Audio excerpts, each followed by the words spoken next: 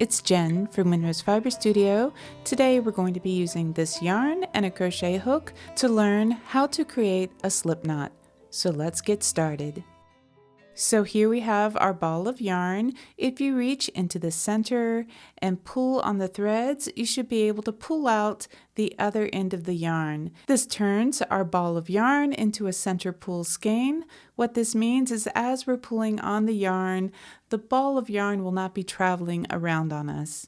The end of this yarn happens to not only be knotted up a bit, but also a little bit damaged looking. Normally I would untie a knot, but because this looks a little frayed, I'm just going to snip off this little bit of yarn.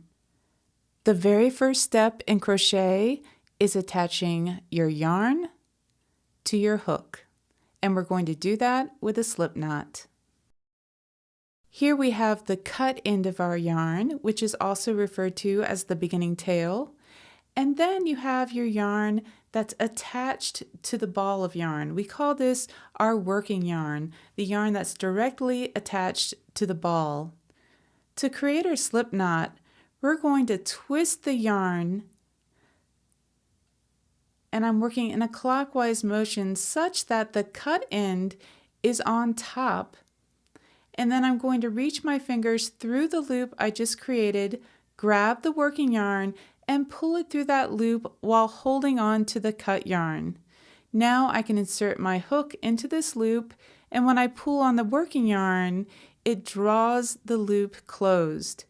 To tighten the loop, I'll pull on the working yarn. If I want to loosen the loop, I can pull on the cut end.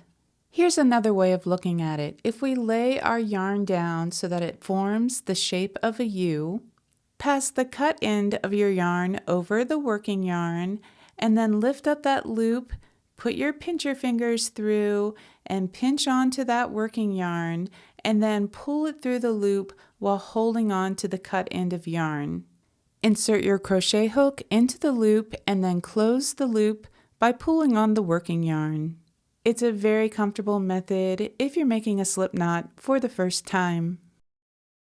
Let's look at the slip knot one more time. This time we're back up in the air.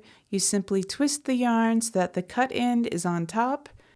Reach your fingers through the loop, grab the working yarn, and pull through while holding on to the cut yarn. Insert your crochet hook through the loop and then pull on the working yarn to close the loop. Here's a look at one way to hold your hook and your yarn to get started crocheting. I'll leave a link for a tutorial for both right-handed and left-handed crocheters in the description below. Thank you for watching, and I'll see you next time.